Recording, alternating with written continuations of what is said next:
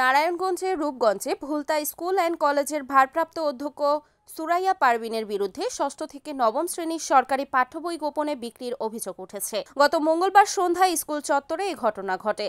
স্থানীয়রা জানান, দুপুরে একটি নীল রঙের পিকআপ স্কুল প্রাঙ্গণে প্রবেশ করে। এরপর অধ্যক্ষ সুরাইয়া পারভিনের নির্দেশে স্টোর রুম থেকে বিভিন্ন শ্রেণীর নতুন বই কেজি দরে বিক্রি করা হয়। চালক হেদায়েতুল্লাহ এবং বই ক্রেতা বইগুলো পিকআপে তুলে স্থানীয়রা বিষয়টি টের পান এবং অধ্যক্ষ, পিকআপ চালক ও বই ক্রেতাকে আটক করে এলাকার মানুষ।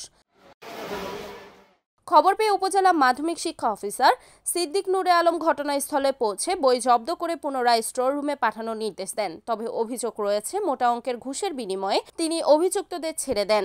যদিও শিক্ষা অফিসার এই অভিযোগ সরাসরি অস্বীকার করেছেন এবং জানান, বিষয়টি তদন্তের জন্য অধ্যক্ষকে কারণ দর্শানোর নোটিশ দেওয়া হয়েছে। অধ্যক্ষ সুরাইয়া পারভিনের বিরুদ্ধে এর আগেও প্রায় 1 কোটি টাকা আত্মসাৎ, ভুয়া বিল উত্তোলন, অতিরিক্ত অর্থ আদায় সহ বহু অনিয়মের অভিযোগ রয়েছে। মাত্র 25,000 টাকার ইলেকট্রনিক কাজ দেখিয়ে তিনি 1,20,000 টাকা বিল তুলেছেন এবং বিক্ষোভকারীদের দমন করতে শিক্ষক বিমল দাসকে কোনো কারণ ছাড়াই বরখাস্ত করেছেন। এ ব্যাপারে অভিযুক্ত অধ্যক্ষ সুরাইয়া পারভিন জানান, আমার বিরুদ্ধে আনা সব অভিযোগ মিথ্যা ও বানোয়াট। আমাকে ষড়যন্ত্র করে ফাঁসানো হচ্ছে। শিক্ষা অফিসার সিদ্দিক নুরে আলম বলেন, বিষয়টি শিক্ষা মন্ত্রণালয়ে পাঠিয়ে বিধি মোতাবেক ব্যবস্থা নেওয়া হবে। কেউ জড়িত থাকলে তাকে আইনের আওতায় আনা হবে।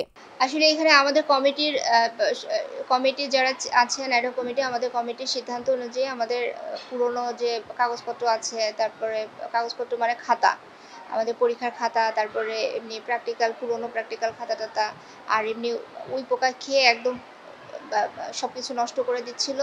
এই জন্য মানে খুবই খারাপ, হ্যাঁ, সে উচ্ছিষ্ট বলা যায়, কেউ নিবে না এরকম কাগজপত্র, মানে পরীক্ষার খাতা টাতা, এগুলো বিক্রির সিদ্ধান্ত হয়েছিল।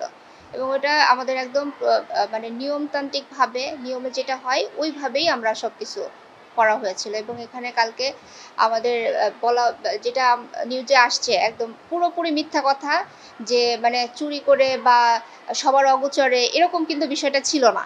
কারণ কালকে আমাদের স্কুল খোলা ছিল।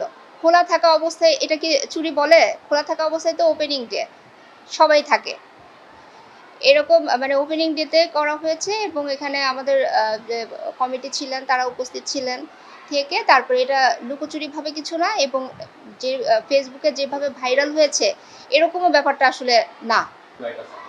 না, রাইট, এটা তো কোনো রাইটের মধ্যেই পড়ে না। সরকারি বই কেন আমরা বিক্রি করবো? নেওয়া হয়নি, কিন্তু পরবর্তীতে আমরা যখন করব অবশ্যই স্যারের অনুমতি নিয়ে, তারপরে এটা স্যার আসার পরে আমি স্যারকে বলছি যে স্যার এরকম অনুমতি তো দেওয়া হয়, অবশ্যই ভুল হয়েছে, যদি থেকে থাকে অবশ্যই এটা ভুল হয়েছে। কারণ সরকারি বই তো বিক্রি করার, এটা তো আমি জানি, এই জন্যই তো আমি 25-এর বই কিন্তু বিক্রি করি নাই। হ্যাঁ, আমি 25-এর বই সব এখানে স্টকে রাখা, ওইটা ফেরত দেওয়া হয়েছে এবং আর একটা লট ফেরত যাবে, এরকমও কথা হয়েছে। না, 24-এ এখানে আছে, দেখেন 24-এর কিছু বই কিন্তু এখানে আছে। ওইটা হচ্ছে যে আমরা খবর পাই সঙ্গে সঙ্গে গেছি, খবর পেয়ে যাই ওইটা আমরা বন্ধ করছি।